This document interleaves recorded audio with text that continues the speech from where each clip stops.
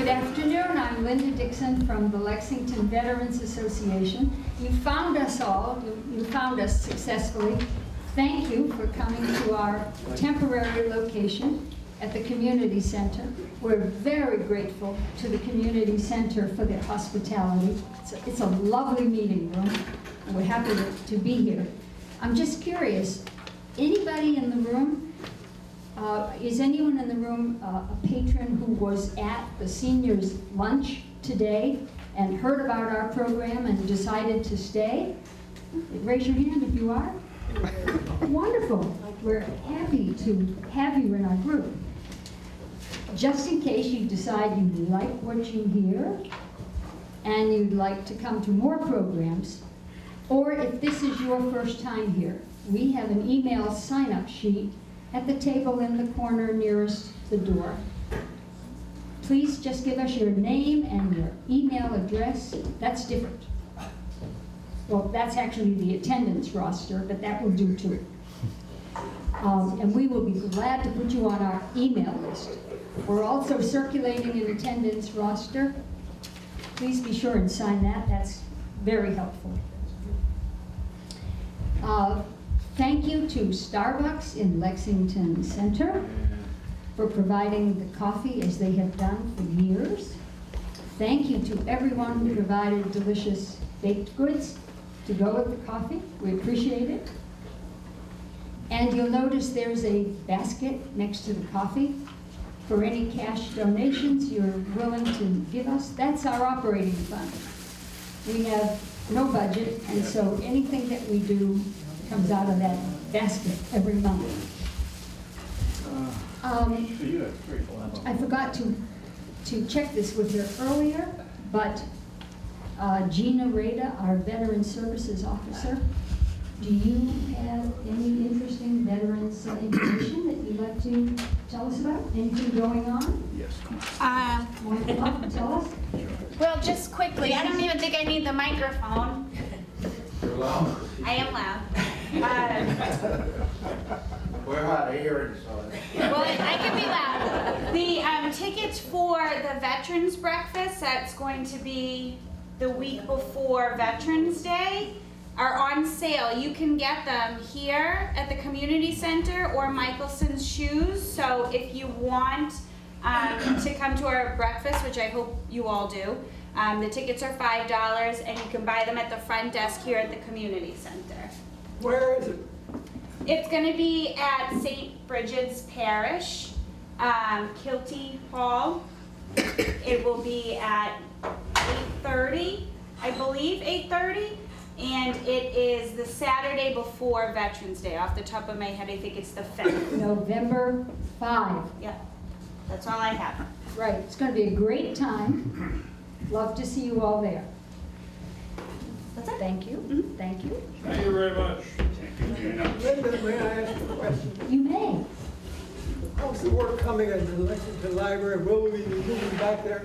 Oh, that's a good question. And by the way, something I forgot to do, and Bill Stern has just asked the question. Bill always leads us in the Pledge of Allegiance to the flag. That's how we start our programs.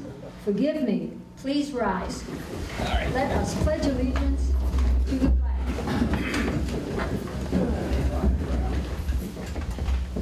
I pledge allegiance to the flag of the United States of America and to the republic for which it stands, one nation, under God, indivisible, with liberty and justice for all.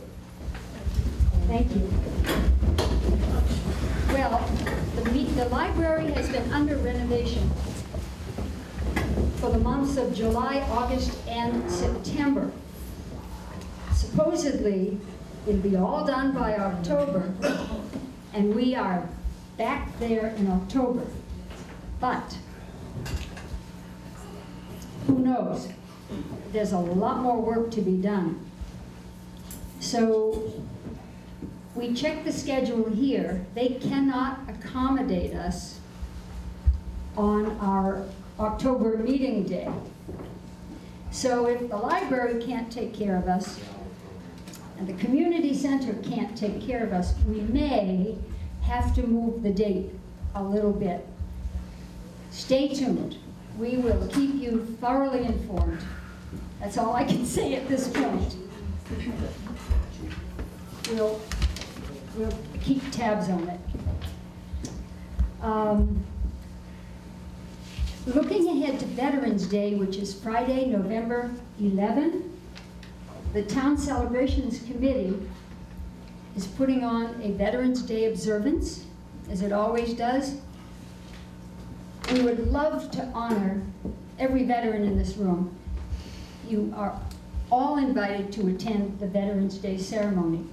In particular, we are going to offer a tribute to two groups of veterans. The first one is Vietnam veterans. This year marks the 50th anniversary of the Vietnam War. It's hard to believe. 50 years.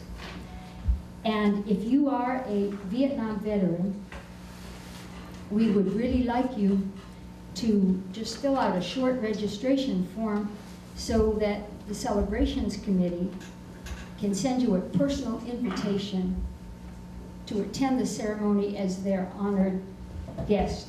We have that little form with us. Some of you have already registered. Thank you for your efficiency. Gresh Lattimore is in the back of the room. He's got some forms. In fact, if you want to raise your hand right now, he will give you a form. And Purple Heart, too? The next group we want to honor are Purple Heart recipients. Because Lexington has just recently been designated as a Purple Heart community. And anyone who might be a Purple Heart recipient, we would love to invite you as our honored guest with your family to sit in our VIP section and be personally introduced and be a part of our ceremony. So those two groups in particular, we wish to pay a tribute to. Anybody else, we would love as many of you to come as possible. Okay. I thought it might be nice if we just introduced the members of our executive committee to you so you would know who the hardworking people are who put these programs on. I think I have everybody who's here today. Let me just ask them to stand.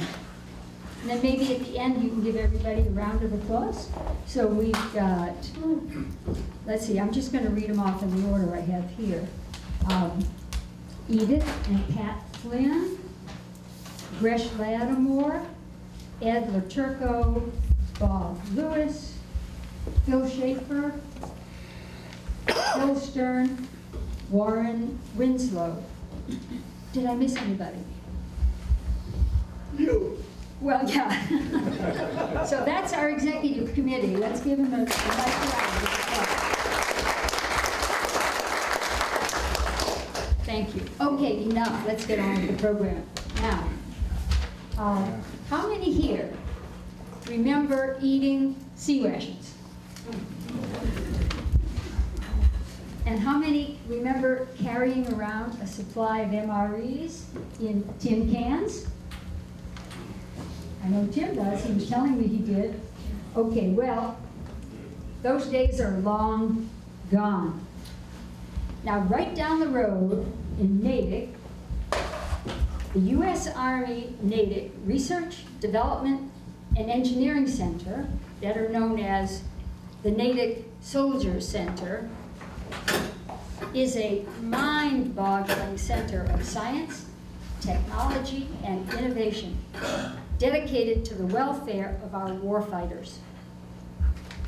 In addition to continuous research and development to produce nourishing, fresh, and tasty meals, the other directorates in the Soldier Center focus on military parachuting and airdrop systems, clothing, protective gear, survival support, and equipment to give our warfighters the ultimate battlefield advantage, and shelter systems, wall structures, command posts, and camouflage.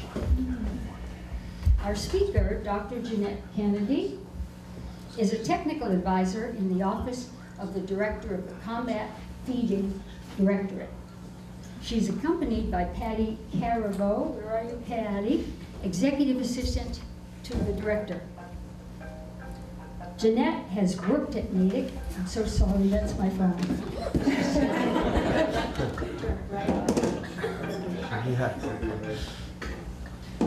Shame on me.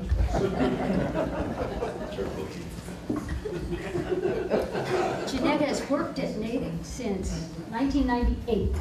She's been involved in all aspects of MRE development, from R&D to field test evaluation, menu planning, verification of large-scale production facilities, and engineering support. She will describe the foods our soldiers in the mountains of Afghanistan are eating and the incredible work it took to get us to that point. Please welcome Jeannette Kennedy. Everyone hear me okay? Yes? Yes? Okay, great. So I'm going to provide a brief overview, kind of a history, a look back, and then kind of go over the rations that we have now. When I'm going over the rations that are currently in the system, Patty, also, we have some samples so that everybody can try some of the food, okay? How many people have had an MRE? Okay, great, great. How many have had a first strike ration? Say it again. First strike ration? No. A meal cold weather? Long range patrol? Clerks. Okay, great. All right. So let's get started. So the Combat Feeding Directorate does research and development in food from deep sea all the way to deep space. Okay? So on the submarines, do we have any submariners in the group? Anybody on the submarines? No? Okay. So we also do field feeding equipment. So when you're on a submarine, the hatch is rather small, right? So our field feeding equipment area also designs the ovens and other galley kitchen equipment, and it needs to fit through that small hatch. So it's modular, so they can get it through there. And then also, you know, the galley feeding on the ships, the MREs for the infantry, and then also space food for the International Space Station. Our vision is the global leader and technology provider for military field feeding, and then our mission is providing an operationally relevant research and development base to deliver solutions for evolving field feeding challenges. And so what I wanted to do now is just to play a video.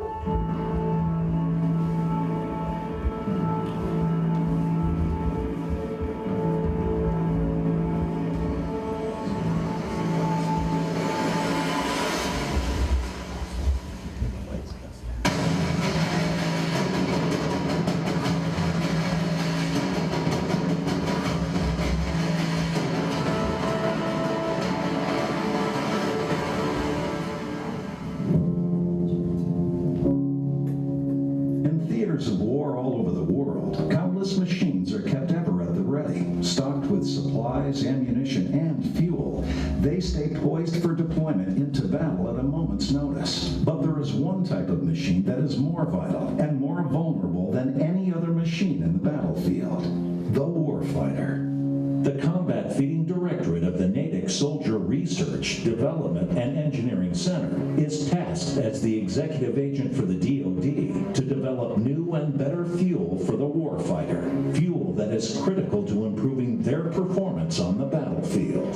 Our mission here at Combat Feeding is to provide a robust research and development technology base for combat rations field feeding equipment and field feeding systems for the Army, Air Force, Navy, and Marine Corps.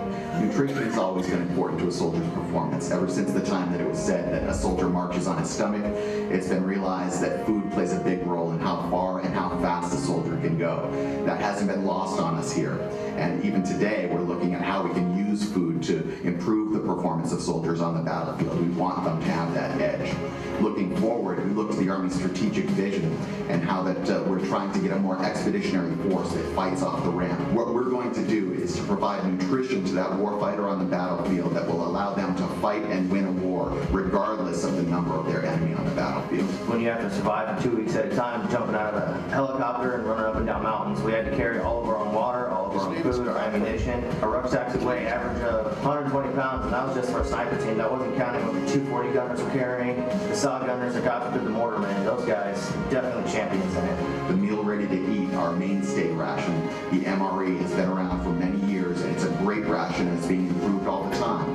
But it's still quite bulky when you have to carry 2 or 3 days worth with you. And so we developed the First Strike ration, a ration that's half the weight and cube of the MRE. One First Strike ration contains all the food that a soldier or Marine needs to carry them through one day. What's really exciting in this area is we're able to take science, proven, validated compounds, incorporate them into a product, and provide them to a warfighter in an acceptable manner in which they're consuming it, they want more, and it's providing them with that optimized performance that they need. Actually, my RTO that was attached to me had this horrible habit of going black on water on the first day. You go black on water, you eat all of his MREs, and I have to pack extra for the other members of my team. And then I'd have to ration out, hey, here's your MRE. I can only carry so much to support me and him. I'd have to carry an extra case of water and ration that out. Our warfighters have to fight off the ramp. This means that we have to be prepared to support them in any environment, any type of operation. We know that there are naturally occurring substances out there that have the ability to increase and improve soldier performance. Things that help to extend time to muscle failure, things that help recover muscles after certain periods of stress and high intensity conflict. We want to get those things into a food product and deliver them to the warfighter the most effective means necessary, and we're working to do that. We know that the battlefield of today and the battlefield of tomorrow is not going to be a one-size-fits-all approach. And that same mentality carries over to operational rations. We're doing a lot of research into performance nutrition and how to deliver those products to soldiers in a ration that is shelf-stable, air-droppable, able to withstand extreme environments, and is as effective on day 1,000 as it is on day 1. We're looking to a time in the future when maybe every soldier and Marine that's dismounted on the battlefield will have perhaps a biometric monitor that will tell us exactly what their nutritional needs are.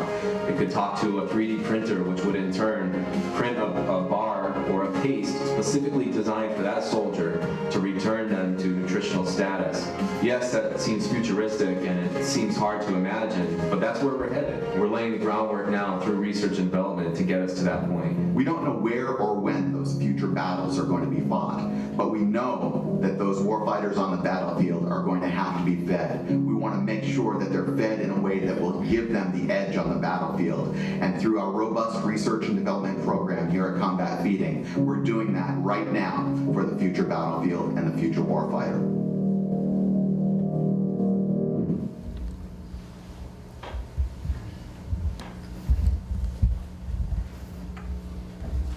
So let's take a step back to the beginning here to kind of discuss how we got to where we are right now. Okay, so back in the Revolutionary War, nutritional health and diet was not real important. Okay, nutrition, you'll see that as an ongoing theme throughout the talk today. So it was of low importance. In fact, in 1775, the Second Continental Congress passed legislation for the first individual ration. And it provided 1 pound of beef per week, 3 pints of peas or beans, 1/2 pint of rice, 1 pint of milk per day, 1 pound of flour per day, or hard bread once a week, 1 quart of spruce beer or cider per day. Do you think that you would be able to sustain on that, fighting in a war? Probably not. So after the War of 1812, questions started to arise as to whether the Army could in fact take care of the food for the soldiers. And they actually started having gardens at Army posts, again, to have the, the vegetables. You probably noted that there weren't fresh vegetables in the Revolutionary War. Then we move on to the Civil War. So in 1863, they started the subsistence department. The Army had a subsistence department. It was responsible for providing the food. And the Army began to award contracts out to commercial industries to provide food. Technical advances did bring some improvements. There were canning technologies introduced. There was packaging research being done at Harvard. And for their beef on the hoof. Anybody heard that term before? Yes. So they basically, tell me what that is, beef on the hoof. Herded the animals with them. Right. And so what would be something that may be a problem with that? Anybody think of anything that may be a problem? Feeding their You have to feed the animals, yes. And how about sanitation? Yeah, exactly.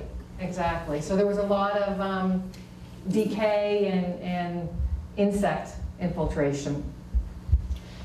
So, and then we will go on to, moving forward now into so now we're into the 1900s, okay? World War I. So there was the trench ration that consisted of canned meat, canned bread, and instant coffee. And in fact, during World War I, they actually had hot water brought forward to the trenches. And it was basically carried by two men with a pole, and it was carried in milk cans out to the front. Anybody experience mermites, the use of mermites, the green insulated containers? Yes.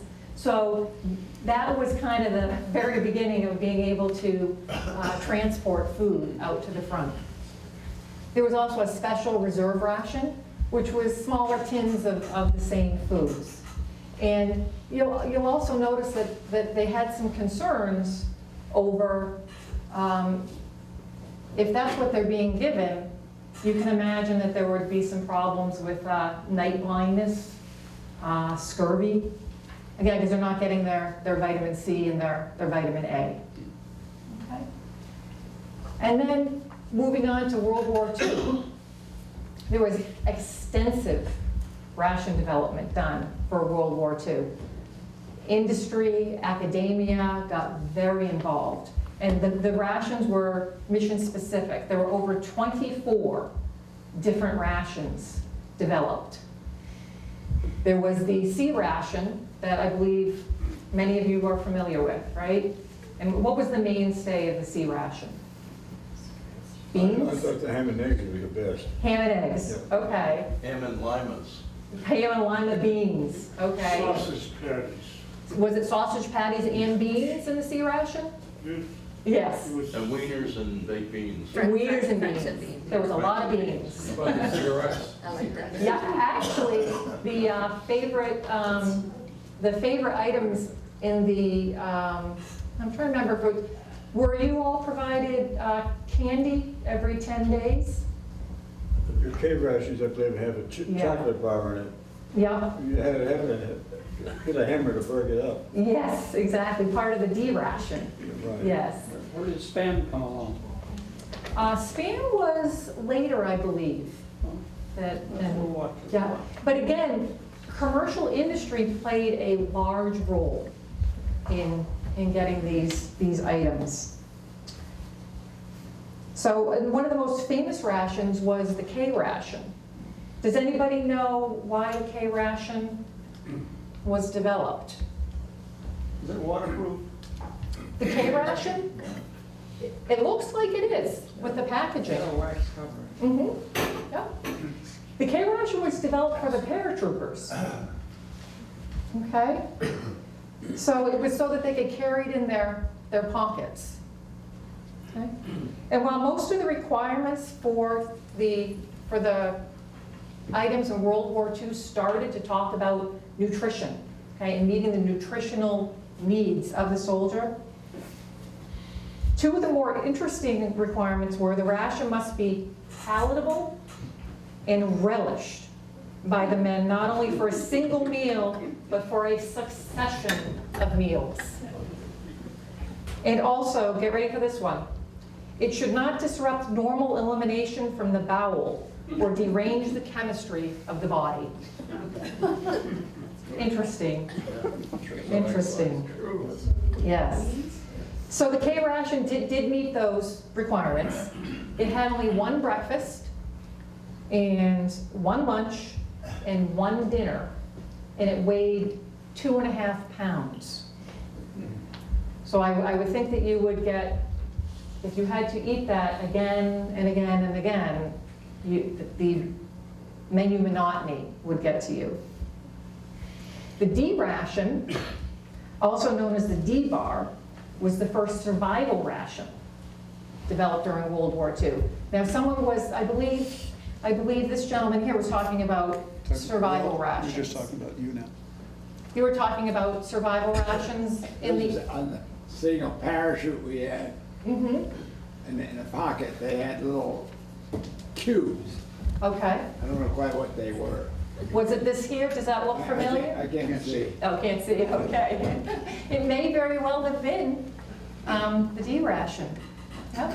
So you actually parachuted out? No, we just practiced. We never had to. Oh, okay, okay. They just put us in the water for a day. Oh, boy. You open up your parachute. Mhm. You open up the parachute, it's supposedly parachute, we were dropped in the water in a ship. Mm-hmm. And then we're given The survival packet? well, we're given a one-man life raft, and in the one-man life raft was something to eat, hooks, Okay, maps, and food. And the okay, food was little pellets.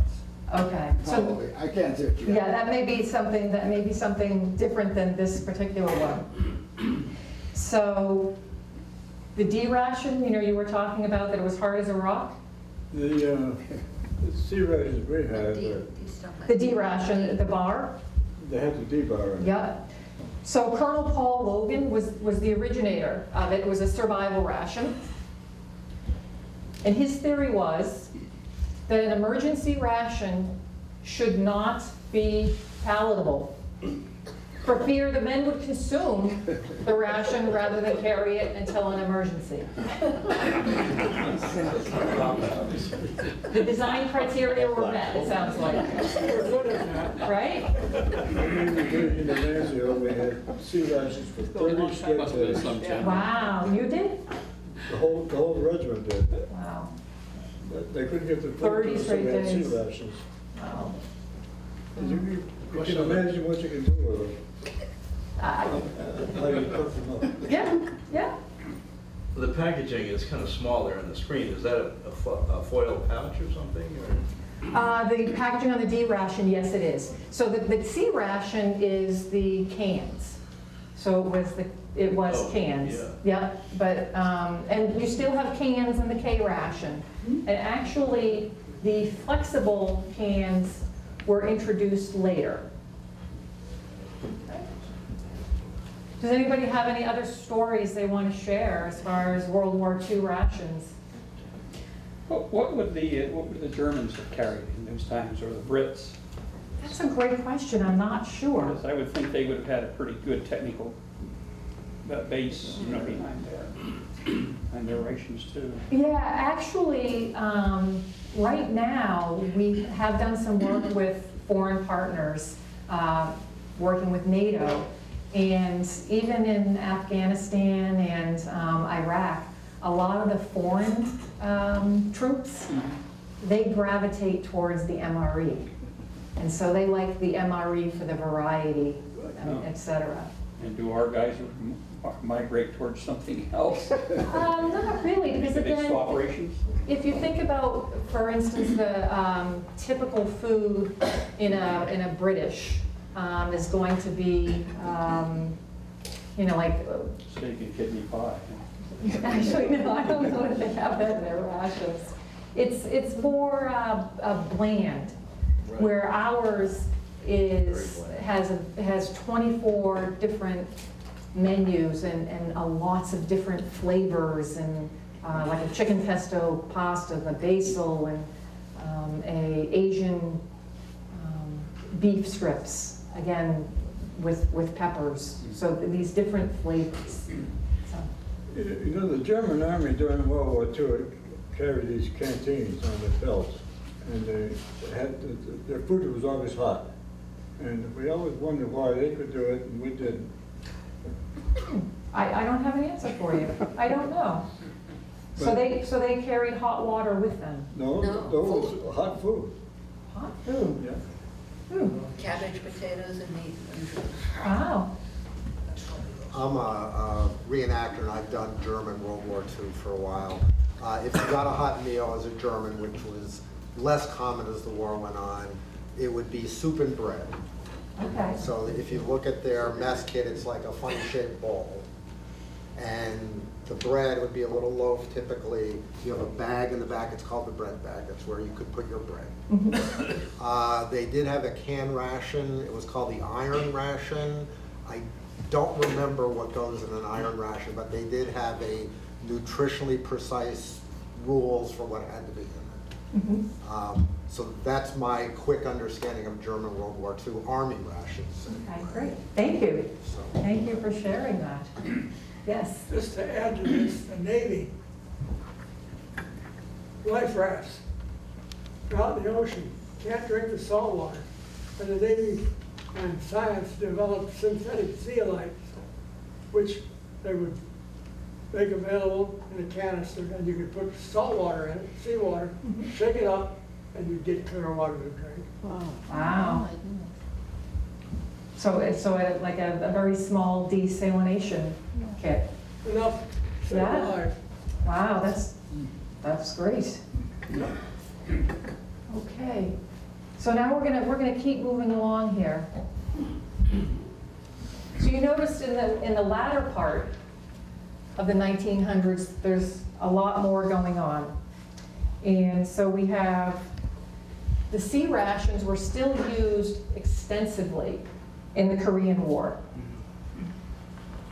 Do we have any Korean War veterans? Okay, do you remember eating the sea rations in the Korean War? My P-38 can opener with me that I had over there. Yes, yes. So we were able at combat feeding during that time to respond to some of the unique demands, including specific requirements from the Air Force and the Navy. And one example was a pre-cooked frozen meal designed for large, long-range aircraft. Okay, very similar to the first TV dinners offered by Swanson. Okay. So now, beginning in 1958, was the Meal Combat Individual. And this replaced the sea ration. And it was the first ration to meet the new concept of subsistence. And that is that soldiers should be supplied with nutritionally balanced meals as opposed to an entire day's ration. Okay? So each Meal Combat Individual weighed approximately 2.7 pounds and contained approximately 1,200 calories each. Even today, the requirement, the nutritional standards for operational rations from the Army Office of the Surgeon General is a minimum of 1,200 calories per meal. Okay? But the rations certainly weigh a lot less than 2.5 pounds each. I mean, think about that. That's 7.5 pounds just your food. That's a lot when you're carrying weapons and bullets. So then we move on to the Vietnam conflict. So both the MCI and also a ration, the long-range patrol, were used throughout the Vietnam conflict. The long-range patrol was a new ration and actually used new technologies of flexible packaging and also freeze drying. And we actually still use it today. You can see it up here. So it's very lightweight, lots of calories in here, and you would just add hot water to it. Was that your experience? Yeah. It also came. Chili was the best. The chili was the best. I was just going to say the beef chili, which quickly got the nickname Gravy Train. Pardon me for saying it, no offense. Understood. But it was a very popular pet food at the time, and it really was a strong resemblance. It tasted pretty good, I might say. Yeah. But I'm sure it was a lot lighter weight than perhaps, you know, what you were used to carrying. It's certainly lighter. It was in 1966 it showed up halfway through my tour, and it wasn't just the LERP people that got these. They were distributed generally throughout the logistics system, and pretty popular. And before that, getting back to sea rations, I think the Army supplied little sterno cans that you could heat your sea rations. Yes. Because a warm meal, a hot meal, is a huge morale factor if you're out there in a very distressed area. So that's all I'll say on that, is that you could do a heat your meal up, but you didn't want to compromise your position, especially at night with the sterno. Yeah.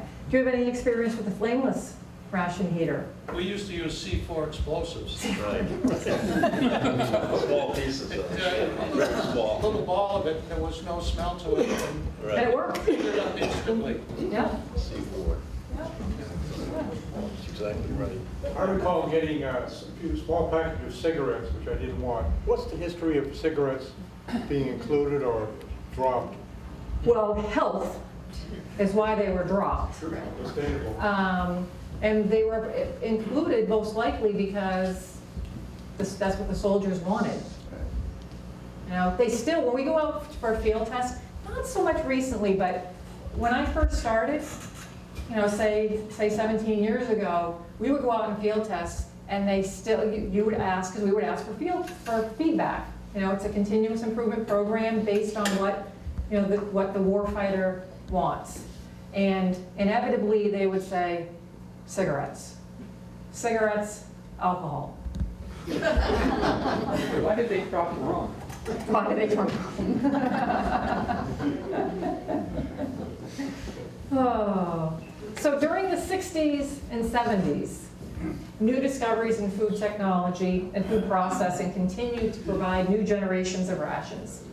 The retort pouch was, perhaps without a doubt, one of the largest accomplishments through the teamwork of DoD, industry, and academia.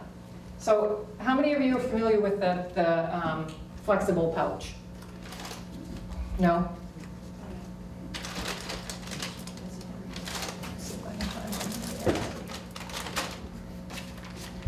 So basically what they did is they took the can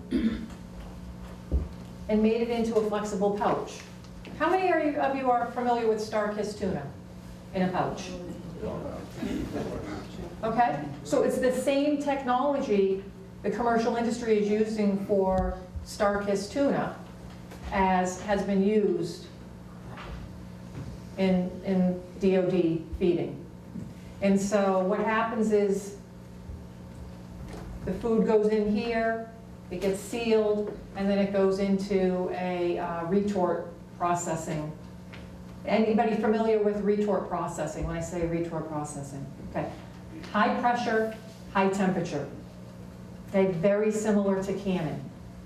And it goes in, and this item is actually commercially sterile inside. And so it will last for 3 years. There's a foil barrier on this, so no light no moisture, no air gets in. One of the other items, new technology, is that these used to rip this way. I don't know if anybody's familiar with MREs where they rip across the top. You have to dig in to get your food out. Feedback from the warfighter was, rip this way. If we can rip it this way, then you have almost like a bowl, and you can get into it. So that's what they have done now.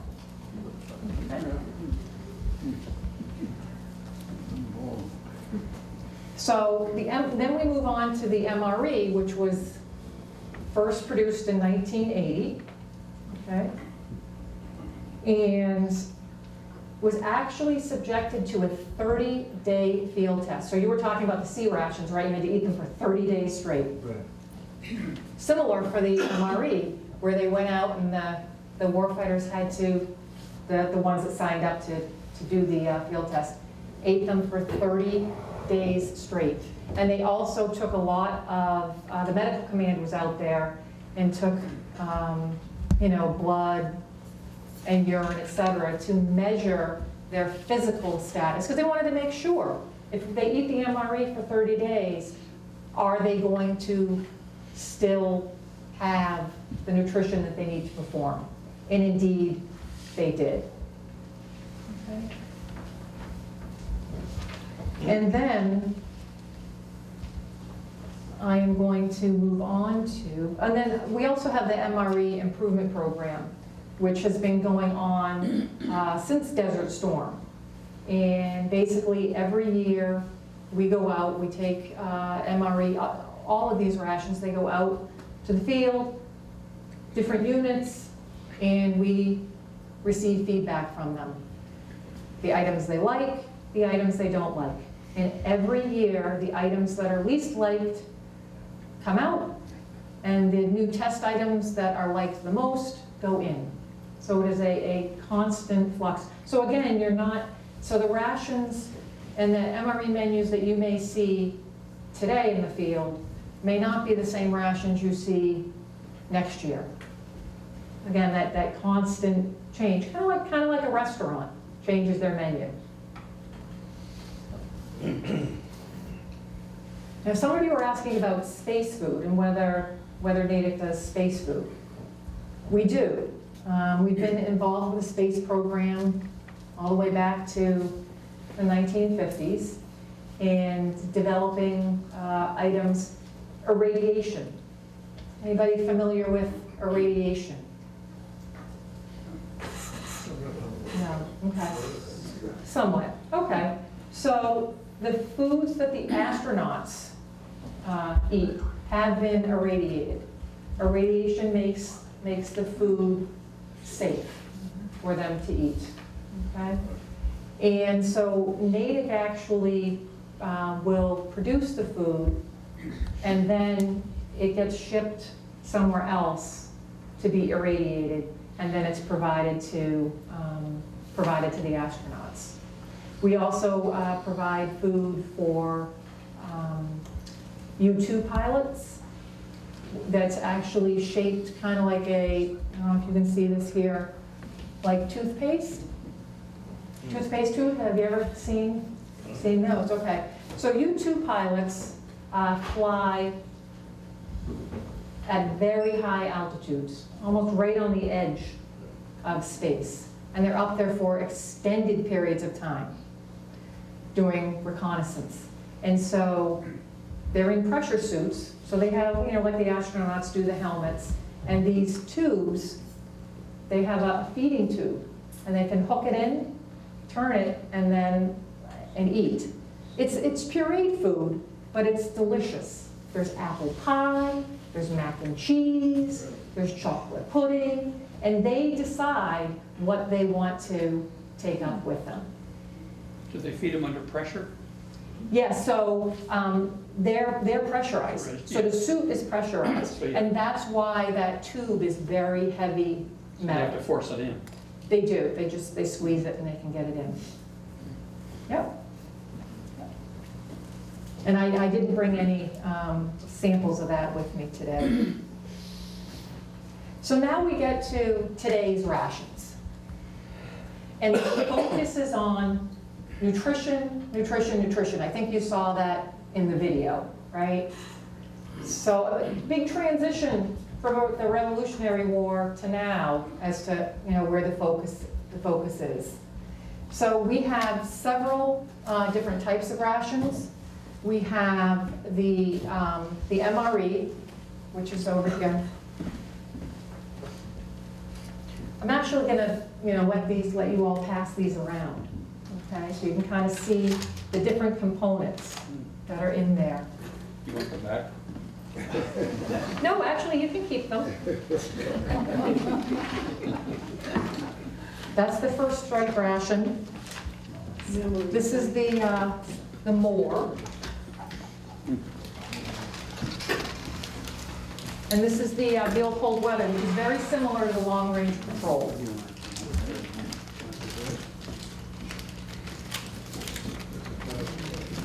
Okay, so this is everything. So again, we have the general purpose ration, which is the meal ready to eat. We have an assault ration, which is the first strike ration. And we have a special purpose, which is the meal cold weather. We also have several group rations, okay, that feed 100 at a time. We have the heat and serve, which is using technology from the MRE to feed on a large scale. We have the UGR-A, UGR Marine, and the UGR Express, and then also the more. So the MRE, meal ready to eat. Think back to the meal combat individual, right? So similar idea, you're going to have 3 a day. It also has a flameless ration heater in it. And you had talked about heating as being very important. How many would agree that having a hot meal is better? Right. Especially when you're eating canned meat, right? Just basically what it is. So there's 24 different menus, and someone had asked me earlier too, there's 4 vegetarian. Okay, so the MRE is divided into 2 cases. There's 12 in case A, 12 in case B. 2 of the menus in case A are vegetarian, and 2 in case B. And the vegetarian could be cheese tortellini. There's a spinach Alfredo. There is actually a tomato sauce and elbows. And I'm drawing a blank on the fourth one. Vegetarian lasagna, thank you. Thank you. So there's a flameless ration here. It's shelf stable for 3 years.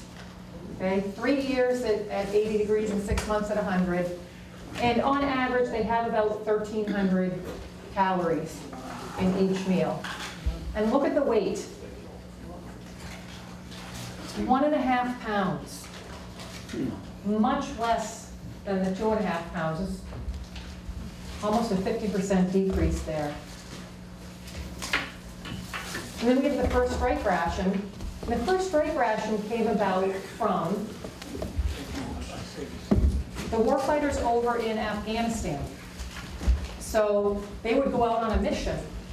And tell me if you folks would also do that. You have 3 MREs in front of you, or three C rations, or whatever ration you have. They would field strip them. So they'd go through, and they know that they don't want to carry the whole thing, so they would take components out. Would anybody, would any of you do that, or were you going, yeah? Oh, yeah. Yeah, so you're going out on a mission and you don't want to carry everything. I live on peaches and syrup. Yeah, exactly. Or people with gluten sensitivity, things like that? Actually, people who have celiac are actually non-deployable. So the rations do not meet their needs. They're non-deployable, and they can actually be medically boarded out. Now, does that mean that, people who have celiac and do not want to leave the military, they can bring their their own food with them over there, but the rations are not available. For instance, if you're working in the medical command, and so you're being deployed, and you're not being deployed first, you're being deployed after a base has been set up, there may be an opportunity for you to be able to meet those. If you're in infantry, yeah, you're not going to be able to eat.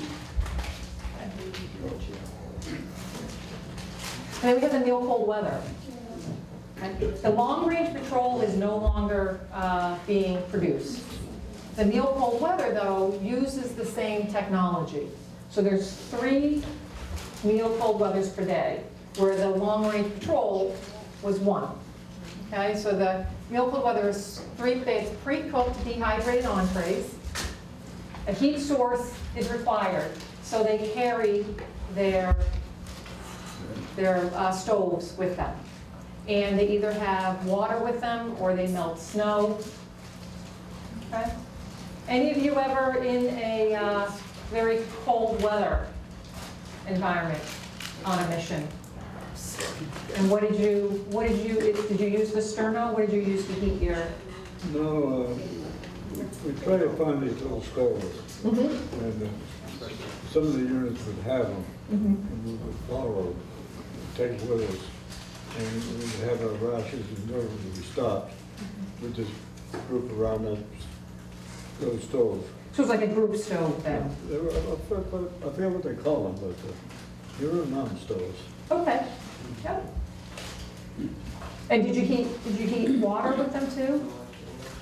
No, we just take them out of the can and heat them the way they were. Okay.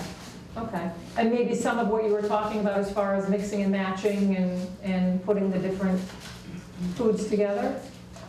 Well, most GIs that I know of in combat would go through a case of C rations, and they pick what they want, and they leave it back.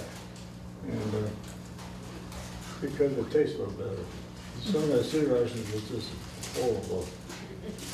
Okay. One of the big items in the MRE. What was that last word? Horrible. One of the big items in the MRE was the Tabasco sauce. They wanted Tabasco sauce. And actually one of the technological advancements was the bottle. So the little bottles are not in there anymore because they're heavy. It's weight. I know you say, oh, just one. But you know, when you're talking 3 million of them, you know, as far as logistics to ship them. So now it's a high acid foil. So you know the ketchup or that you may see at McDonald's or Burger King or whatever, they're very similar idea, but it's a high acid foil packaging. And so we can have hot sauce. What about pizza? Do they have, you know, the basic thing? I would figure the troops would want pizza. Is that available or? That's a great question. So we are working on that, and we're hoping that it's available in 2018. So basically what it is we were able to design bread, okay, using hurdle technology, so shelf-stable sandwiches. And so hurdle technology involves hurdles for the bacteria, okay, to prevent bacteria growth. So a certain pH, okay, and then a certain water activity, and then making sure that there is no oxygen available. So again, these different hurdles to prevent bacteria. So we were able to come up with several shelf-stable sandwiches that are actually in the first strike ration. I don't know where the first strike ration is at this point, but you might see a shelf-stable sandwich. And actually the item that we brought with us today is a cinnamon bun for everybody to taste. And that also is that same technology. So what we did is took the bread matrix, right? Developed a sauce to go on top that is a certain pH, water activity, etc. And then cheese. And then also things like when we use the low moisture cheese, again, low moisture, you're thinking to prevent growth. Well, the low moisture cheese doesn't really melt. You want your piece of pizza to look like the cheese melted. So again, experimenting and developing a mixture of cheese on the top so that it will look like melted cheese. So yes, so the pizza is about the size, very similar to what she's handing it. Well, you'll get 1/4, but it's about this big, and it has tomato sauce on it, and it has cheese, and then it also, they've been experimenting with pepperoni and different, again, toppings. Again, the pepperoni would be crumbles. It's not, because again, the surface area would be too big for, again, thinking bacteria growth, et cetera. You want it to be the small crumbles. So that's a great question. Just as an aside, in scouting in the 50s, we would go to the Army and Navy store and pick up these meals so we wouldn't have long treks or even cold weather camping. We wouldn't have to carry that food, it wouldn't be that heavy. Yeah. We'd get all our food at the Army and Navy store. And did the scouts enjoy them? No, we had no choice. They had no choice. They had no choice. Are you doing anything with peanut butter? We have peanut butter in the rations. We do. What in particular are you thinking? So we do. We all love peanut butter. Yeah, we have peanut butter. So again, warfighter feedback. We had peanut butter in some rations. We had jams and jellies in the other. So what we now do is we have any ration that has peanut butter also has a jam or jelly. We have regular peanut butter. We have chunky peanut butter, and we also have chocolate peanut butter, kind of like a Reese's. And they come in small pouches. Again, I'm sure you've seen individual packs of peanut butter or jellies at restaurants. And so yes, that is in the ration. Yeah. How did you get your feedback from the troops out in the field? We actually go out to the field with them, and so in the morning we get up. We get to see the sunrise and the sunset. We get up at 3 a.m. and we head out to the field because they usually eat at 5, and we're usually an hour away from them. We'll go out, make sure we're there by 4, get set up, so that when they come and get their meal, we then hand them a survey card. They go, they sit down, they eat, because it's a group ration in the morning. So they sit down, eat, they fill out the card, they come back to us with the card, we hand them an MRE, and that would be their lunch. Then they come back at night, again, we're out there, so that when they come in to eat, and as you all are very well aware, I'm sure, nothing really operates on a schedule. So it may be that they're supposed to come in at 5, but they don't actually come in until 7 p.m. or 8 p.m. to get their meals. And then they will then give us a card back on the MRE also. And so we test the controls and also new menus. Because again, we want feedback on what is currently out there and new. We don't want to take something out that they like and is working. Yeah. We also get feedback other ways. There are installation visits where there are groups from NATIC that go out and will ask about all sorts of things. Gloves, boots, helmets, and there may be a section in there that talks about food, and we get some feedback. The feedback that we get directly from the warfighters in the field is much better because it's direct and you're eating it and you remember it, as opposed to, yeah, I remember I had that chili 5 months ago in the field. Yeah, I think I liked it, right? As opposed to you're eating it feeding it right there. Yeah. Yes? Do soldiers carry a water filtration kit now? Depending on the scenario, yes, they would. Not, I don't believe that it's something that they standardly would carry with them. I know over in Afghanistan, they had water bottling companies that were set up. But again, if you are, special ops, initial insertion into an area, then yeah, most likely you probably would carry something like that. Where is the food produced once it's ready to be produced? Yep. So it's produced many different places.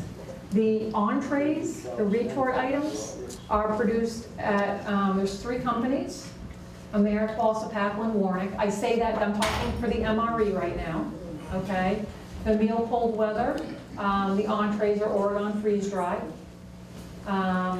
The tray rations, which I haven't even gotten to, are other companies. There are also commercial companies, so like you'll see M&Ms are in there.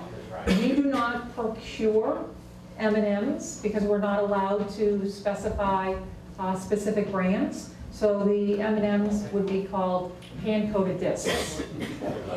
And so any company that makes hand-coated discs could reply to the contractor for, to supply their items. So everything goes out to contract? Everything goes out to contract, yes. Yeah, and that is all handled through the Defense Logistics Agency, Troop Support, which is located down in Philadelphia. Okay, is it produced all in the United States? Yes, the Berry Amendment requires that. Yes. The underlying nutritional and caloric requirements, is this USRDA or where does it come from? It comes from the Army Office of the Surgeon General. It is based off of the DRIs, the dietary reference intakes, because the RDAs have transitioned to DRIs, and we have military DRIs. And they are slightly higher in certain areas, certain nutrients, based off of the physical activity, high physical activity level.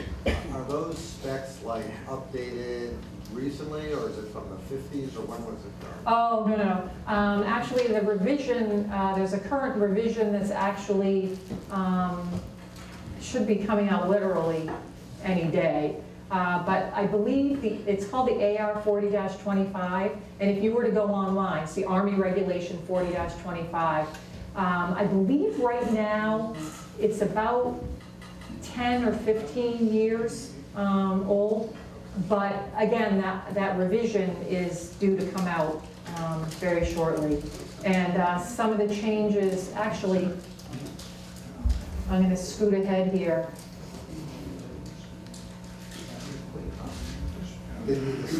No. So it was expected in spring of 2016. Again, when I say any day, it's, so the requirement for essential fatty acids, linoleic and alpha linolenic, which is your omega-3s, okay? The total calories from fat change to shall not exceed 30 versus 35%. And then protein has increased by 11 grams, but that's due to the fact that it's a calculation and the average soldier is larger now than they were. So again, it's a calculation. So those are the changes.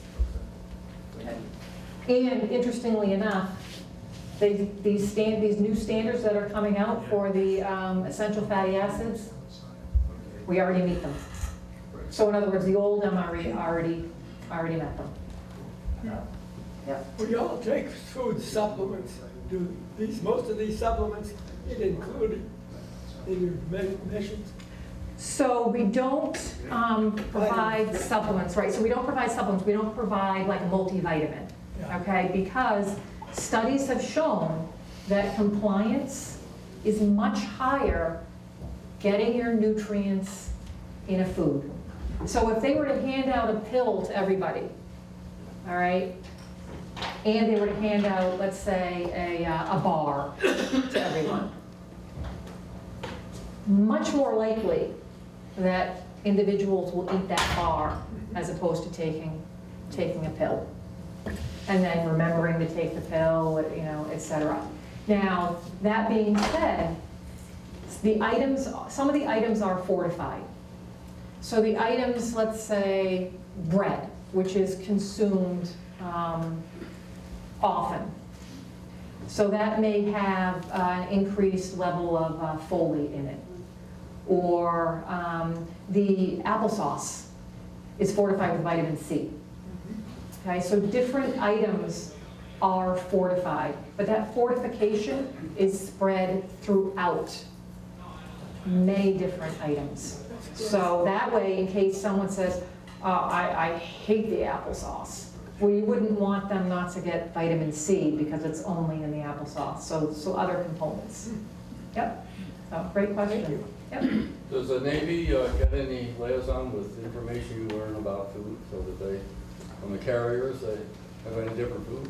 We have, it's called NAVSUP, and so we actually have someone at NATIC who works with the Navy on developing and testing their menus, both on board and also on land.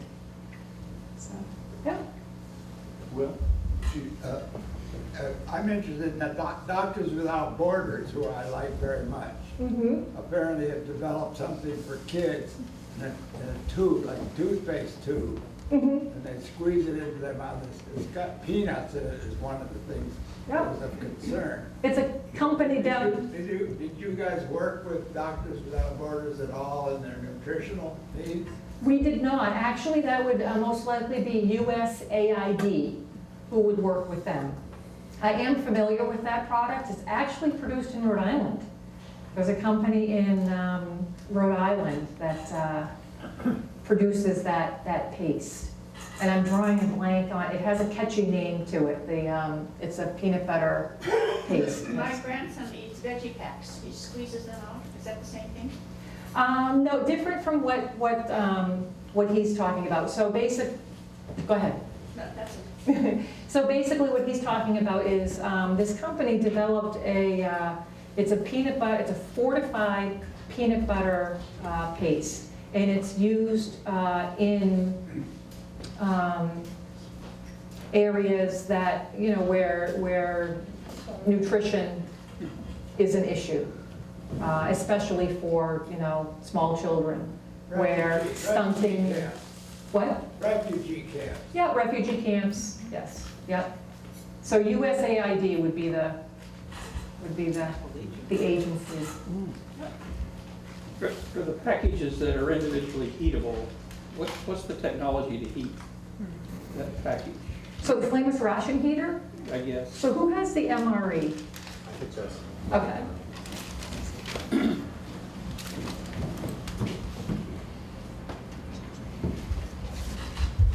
So this is a flameless ration heater. Okay. Okay? What you and what you do is you would rip off the top.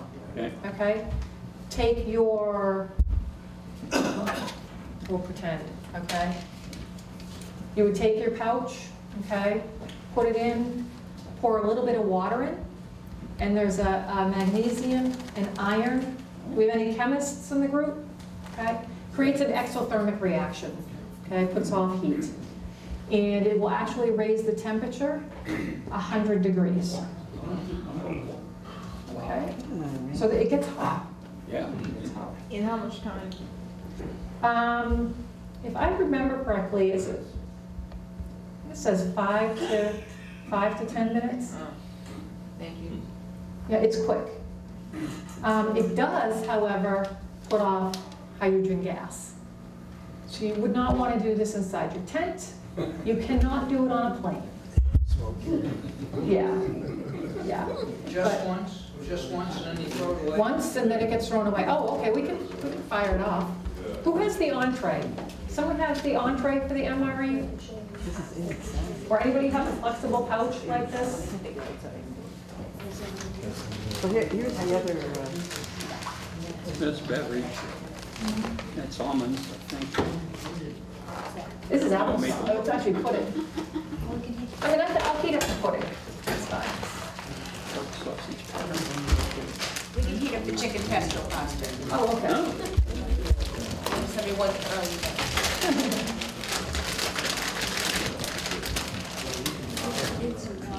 Yeah, she has some right here.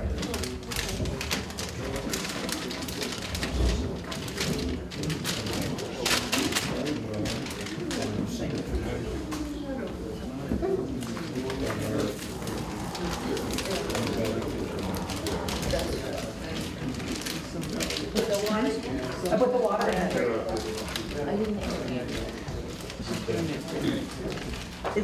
it's okay if you do it in a big room, down a little bit. Oh, feel it. Oh, yeah. Yeah, it's very hot. Careful. Very hot. Burn yourself.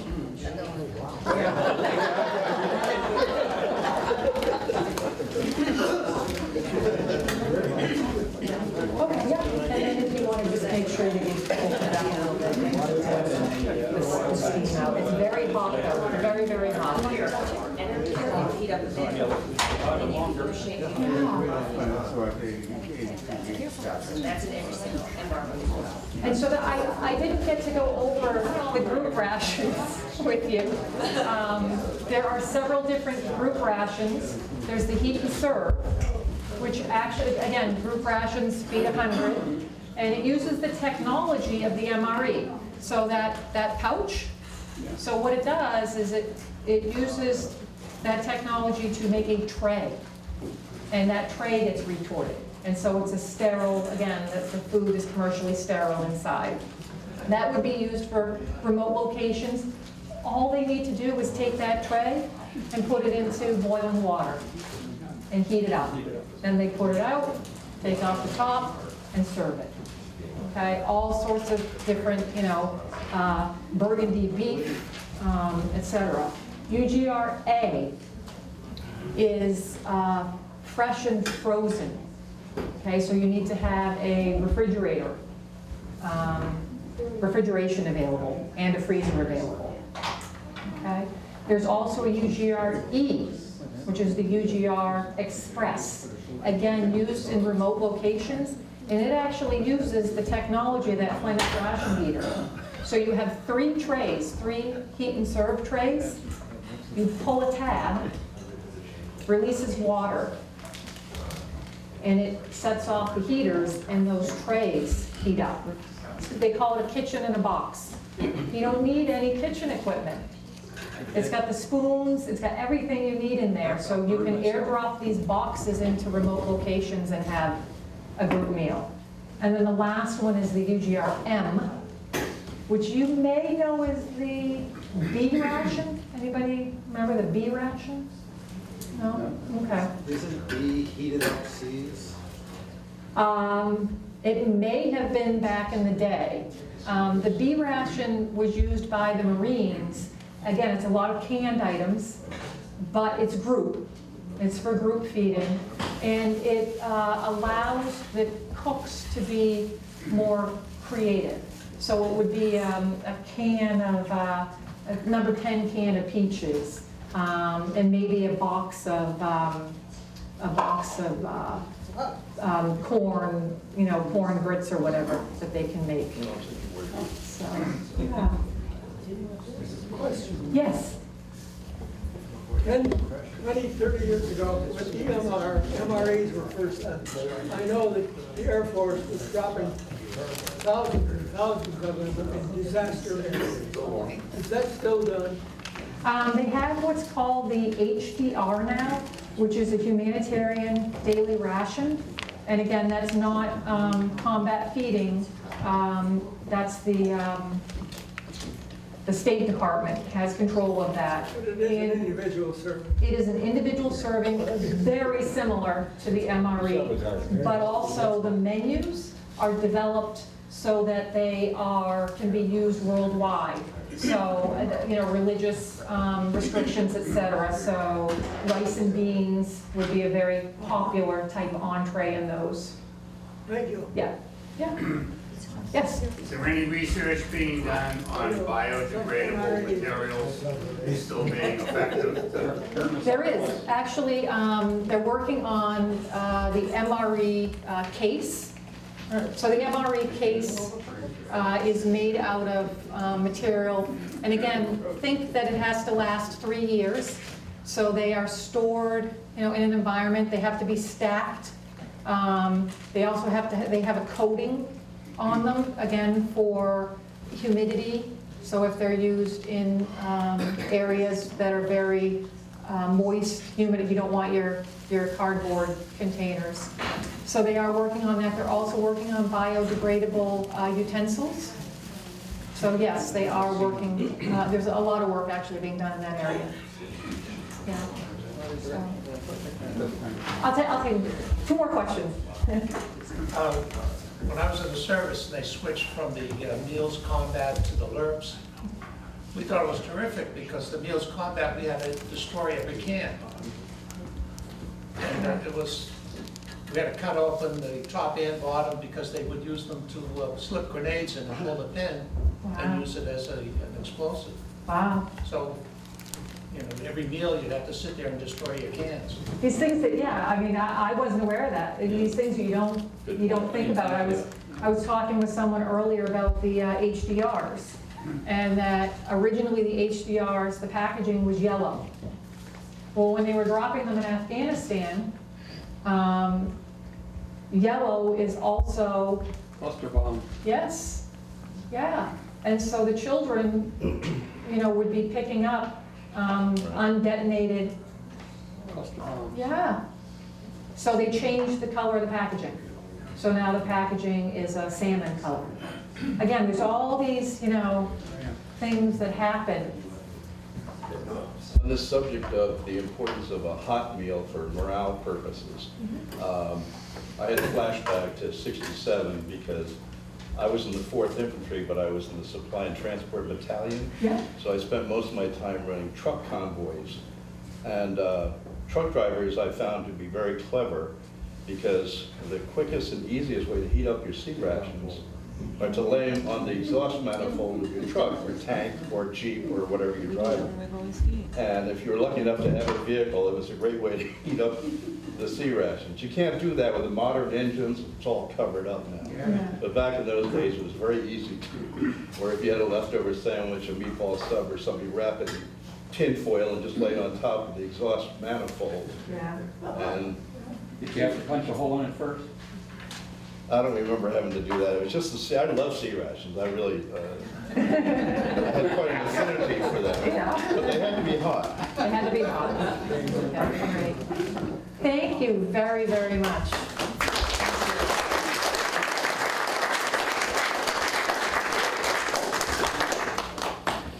Thank you, Jeannette. I don't know if this is on or not. Well, anyway. All right, so please stay in touch. We will remain in touch with you about where we'll be next month. Thank you, everyone, for coming. It was a wonderful program. Thank you, Jeannette. See you next time.